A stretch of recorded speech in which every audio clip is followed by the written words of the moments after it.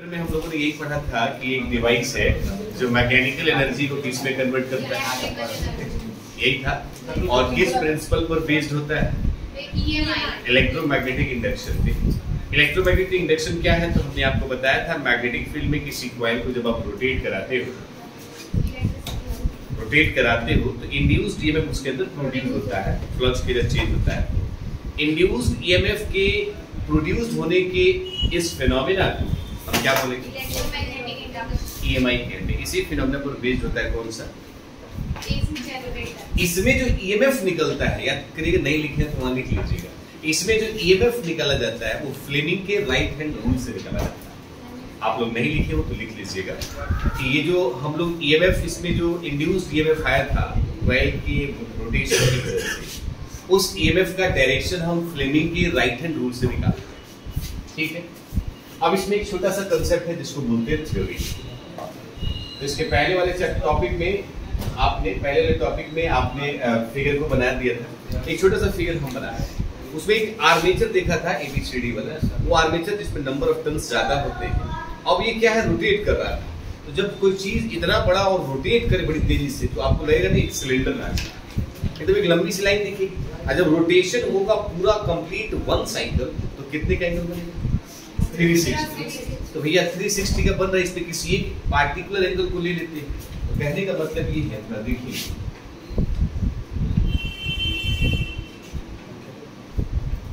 ये north pole हो गया और ये वाला क्या हो जाएगा? साउथ। ये कौन सा पोल हो जाएगा? एक नॉर्थ पोल और एक कौन सा? थोड़ा सा समझिएगा इस बात को। नॉर्थ पोल से लाइनें हमारी जा रही है, जैसे जो मैग्नेटिक फील्ड, और बीच वाला कंसेप्ट आपका क्या था बताया थे ना? Axis of rotation. इसमें हम कह रहे हैं जो आर्मेचर है जब इतना तेजी से जब रोटेट करेगा तो लगेगा एक लाइन रोटेट कर रहा है और उसको हम किसी पार्टिकुलर एंगल पे रखते हैं। ऐसे थोड़ा सा देखना है। ये हमारा यूनिट वेक्टर है, दिस इज एन कैप। ये मैग्नेटिक फील्ड है और इन्हीं के बीच में एंगल बनता है बात। ठीक है, आई बस यहां तक जानने के बाद हम थोड़ा सा कंसेप्ट यूज करते हैं। सुनिएगा, हम आपसे कहें कि फ्रॉम फिगर फ्लक्स तो चेंज हो रहा है। फ्लक्स क्या है? अब एक बात आपको बताएं, आपको यही से ओमेगा का वैल्यू तो थीटा बाई टी होता है बाबू। तो थीटा इज इक्वल टू कितना हो जाएगा भाई? एंगुलर स्पीड से मूव कर रहा है तो ओमेगा टी लिख सकते। तो हम आपको बता दें कि फ्रॉम फिगर यदि मैग्नेटिक फ्लक्स निकालना, क्या निकालना, तो फाई का फॉर्मूला अपने पास कितना होता है? cos थीटा कौन लिखेगा? क्योंकि अभी हमने थीटा आइडेंटिफाई नहीं कर रहा है कि 30 डिग्री 45 डिग्री कितना है, थीटा लिख देते हैं। लेकिन इस चीज को आप ऐसे भी बढ़ा के लिख सकते हैं, BA cos of omega T. हाँ या ना? थीटा की जगह पे, ठीक है। लेकिन अब इस फाई के चेंज होने की वजह से इसका ईएमएफ, ये इंड्यूस्ड ईएमएफ प्रोड्यूस होता है। E का वैल्यू आपको पता है माइनस में n डी फाई बाई क्या होता है? तो बाबू माइनस n, ठीक है। D phi by D T ना लिखे, जी बाई डी टी लिखते हैं, फाई का वैल्यू लिखते हैं BA cos of omega. Minus का NBA, ठीक है, और d बाई डी टी हम cos ऑफ ओमेगा टी का लिखते हैं। माने इसका हमें डिफरेंशिएशन करना है। आपको आना चाहिए cos का डिफरेंशिएशन होता है माइनस का साइन। क्या होता है बाबू? माइनस का अपना NBA और माइनस का साइन। cos का होता है क्या? Sign omega T. लेकिन उसके पहले क्या है? ओमेगा। ओमेगा पहले मल्टीप्लाई, डिफरेंशिएशन में मल्टीप्लाई करता है और इंटीग्रेशन में डिवाइड करता है। तो इस माइनस से माइनस क्या, तो हमारे पास E कितना आ जाएगा? NBA ओमेगा और साथ में कौन सा? साइन। एक पहला फॉर्मूला निकालो, बोलो बच्चा। हम आपसे कहें कि ये वाला E मैक्सिमम हो सकता है, जो इंड्यूस्ड ईएमएफ प्रोड्यूस हुआ है ये मैक्सिमम हो सकता है जब साइन क्या हो? मैक्सिमम। तो हम कहें कि if E is equal to E naught, E naught का मतलब हो गया मैक्सिमम। कब? जब sine of omega T is equal to maximum, और ये मैक्सिमम होता है +1। बाबू आप याद कर लीजिए कि साइन ओमेगा टी का वैल्यू +1 तब होता है जब वैल्यू साइन है, साइन से साइन कैपिटल, ओमेगा टी का वैल्यू कितना होता है? बोलो बच्चा। अब हम क्या करेंगे? अब ई नहीं रहा, क्या बनेगा? E naught is equal N B A omega और साइन ओमेगा टी, तो साइन लिख करके ओमेगा टी की जगह पर क्या रखी 90, तो हमारे पास ई नॉट का वैल्यू ओनली कितना हो जाएगा, क्योंकि साइन 90 का वैल्यू 1 होता है, तो ये मैक्सिमम को शो करेगा, इसको शो करेगा भाई मैक्सिमम। अब ये ई नॉट का वैल्यू जो एन बी ओमेगा है यहाँ बोलिए, तो हम लिख सकते हैं therefore E is equal to E naught और साइन ऑफ क्या बाबू, इस फॉर्मूले को भी याद रखिए, और तो और E is equal to E naught आप ओमेगा टी के बराबर क्या लिख देंगे, क्योंकि ओमेगा टी कितना है। और यहीं पर लोग अब सवाल आपसे पूछना स्टार्ट करेंगे कि सर थीटा 0 कर दिया, थीटा 0 कर दोगे तो ई का वैल्यू 0 हो जाए, बिकॉज साइन 0 और थीटा का वैल्यू हम 90 कर दें यहाँ पे, तो E is equal to E naught maximum हो जाएगा। यस सर, और थीटा का वैल्यू 180 डिग्री कर दो तो भी आपका ई का वैल्यू 0 होगा, क्योंकि sin 180 डिग्री क्या होता है। So finally happy ending of this chapter. ठीक है, ठीक है, उसने बना लिए थे, अब आप यहाँ से लिखना होगा। हम मैंने उसके बाद एक फिगर था ना, और उसके बाद ये वाला फिगर वो रेस्ट में था, अभी रोटेट कर रहे हैं। ये चौथा और पांचवा मिला देते हैं और इसमें हम उम्मीद करते हैं कि आप लोग हल्ला ना करें, क्योंकि वो पीछे से जितने टॉपिक्स हमने पढ़ रखे हैं उन सभी टॉपिक का एक एक फॉर्मूला हम साइड लाइन बाय लाइन लिखते हैं। ठीक है, तो इसमें कंसंट्रेशन मांगता है हम इन तमाम टॉपिक पर कितने न्यूमेरिकल किस एनसीईआरटी किस पेज से करना है, वो सारी बातें बताई जाएगी, इसलिए थोड़ा ध्यान से देखिएगा। और हम ये सिलसिला चालू करेंगे लेंज के लॉस। कहाँ से भाई? ध्यान से देखिए, सब आ जाएगा। लेंज लॉ की बात करें तो ई का कंसेप्ट हम लेंगे -n d5 बाई क्या, जहां पर फाई का वैल्यू आप लिख सकते हैं ba cos थे। फिर थोड़ा सा हम आगे बढ़े लेंज के बाद थोड़ा सा आगे बढ़े तो हम लोगों ने निकाला था, याद होगा आप लोगों को, सेल्फ इंडक्टेंस है जी, ये इमोशनल ईएमएफ निकाला था क्या, E is equal to PL भी था, ये करा दिया sir, E is equal to PL भी हो गया था ना, सब हो गया। तो सेल्फ इंडक्टेंस से बात कर, हाँ ठीक है कोई बात।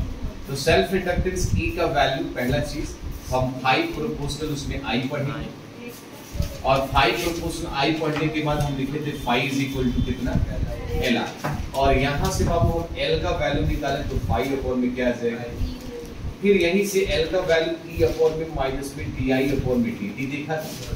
यहाँ से हम E का वैल्यू निकाल रहे हैं तो माइनस का E का वैल्यू माइनस का L DI अपॉन में DT। बोलो बच्चा, सेल्फ इंडक्टेंस को निकालने के बाद हमने देखा था इसके कॉम्बिनेशन को, जिसमें हमने L का वैल्यू L1 प्लस L2 देखा था, खास करके किस कॉम्बिनेशन, सीरीज, और पैरेलल में यही वाला सिलसिला हमारा चल गया था 1/L1 प्लस 1/L2। ये कांसेप्ट किसके लिए था बाबू? अब यही कांसेप्ट सॉलिनॉइड में इंडक्टेंस निकाले, mu naught n square AL। फिर थोड़ा सा और आगे गए तो mu naught n square A by में इनटू में क्या था, ये था, निकल से लिख लीजिए, mu naught n square L square हट जाएगा, क्या आ जाएगा, A हो जाएगा। फिर इसी में हमने देखा था किसी मटेरियल को डाल दिए थे तो हमारे पास L डैश का वैल्यू म्यू R और mu naught n square AL। फिर इसी बात को हमने कहा था कि इधर चीज को म्यू पढ़ते हैं तो म्यू n स्क्वायर AL। फिर इसी में हमने यही बात कह दी थी कि L डैश बड़ा है किससे, L से। फिर थोड़ा सा आगे और बढ़े तो हम लोगों ने एनर्जी की बात की, एनर्जी में हमने एनर्जी स्टोर की थी 1/2 Li नॉट स्क्वायर, जिसमें सोलेनोइड में मैग्नेटिक फील्ड जो होता है वो होता है म्यू नॉट Ni नॉट। अब इसमें हम एनर्जी स्टोर आपको सोलेनोइड के अंदर देखा तो 1/2 mu not P square Al था, तो आप लोगों ने P नॉट स्क्वायर भी लिखा हुआ, कोई दिक्कत नहीं। उसके बाद से हमने एनर्जी डेंसिटी निकाली, वो था magnetic energy store per unit क्या, वॉल्यूम।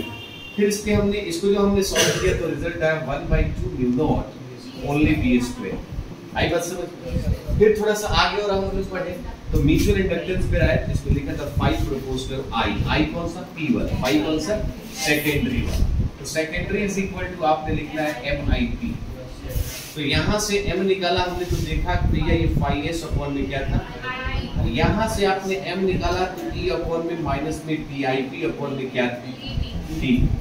फिर हम थोड़ा सा आगे और बढ़े तो म्यूचुअल इंडक्टेंस हम निकाले किसका, कंसेंट्रिक कॉइल, और वो रिजल्ट था B is equal to M is equal to mu naught pi में 4 पाई 2 पाई I अपॉन में R2 इंटू में पाई R1 स्क्वायर। यस और नो। फिर हम लोगों ने कोएक्सियल करके निकाला था म्यू नॉट अपॉन में 4 पाई और 2 पाई I नहीं था ना बाबू, कट गया। अब I में था R square plus X square का पावर कितना, और ये था पाई R स्क्वायर। यस और नो। म्यूचुअल इंडक्टेंस के बाद हम सीधे चले आए किसके पास, AC जनरेटर। उसमें E का फॉर्मूला निकाला हम लोगों ने, NPA omega sine of omega T. इसको जब हम सॉल्व किए तो हमारे पास E का वैल्यू E नॉट है साइन ऑफ ओमेगा टी आया। इसके बावजूद हमने E नॉट का वैल्यू निकाला NBA ओमेगा। इसमें ओमेगा टी का मतलब थीटा था। देखिए भाई सब पढ़े हम लोग, याद आ रहा है ना? Yes sir. फिर इसमें हमने और भी देखा कि E is equal to E naught sine theta भी देखा। Yes sir. इसमें कौन सा यूनिट यूज करेंगे ये भी देखिए। यूनिट इसमें यूज जो होगा वो होगा यूनिट, याद रखना है। M लिखा हो चाहे L लिखा हो, इसके लिए आप हेनरी यूज करेंगे, हेनरी H वाला, ठीक बात बाबू। और E लिखा हो तो हम वोल्ट यूज करेंगे, B लिखा हो तो टेस्ला यूज करेंगे, एनर्जी लिखा हो तो जूल यूज करेंगे, एनर्जी डेंसिटी लिखा हो तो जूल पर मीटर क्यूब यूज करेंगे। एक और सवाल लिखिए, कैपिटल N का वैल्यू NN होता है, और कुछ तो नहीं है ना? You know what is this Babu? PS 0.48। यहाँ देख लीजिए चौथे और पांचवे का DS पॉइंट है, जिसमें आपका लेंज लो, self inductance, mutual inductance, AC generator सब कुछ इन्वॉल्व है। इन सभी पर न्यूमेरिकल कैसे बनाना है सुनिएगा। NCERT में हम लोग लिख उठाएंगे, आप पेज नंबर अभी हमें याद नहीं है, आप एग्जाम्पल नंबर 1.1 से चालू करेंगे और सीधे 1.11 तक आएंगे। एग्जाम्पल 11 क्वेश्चन है, 11 के 11। फिर NCERT उठाएंगे, पेज नंबर हमको नहीं पता, और एक्सरसाइज का उठाएंगे 1 से लेकर के 17 तक आराम से बनाएंगे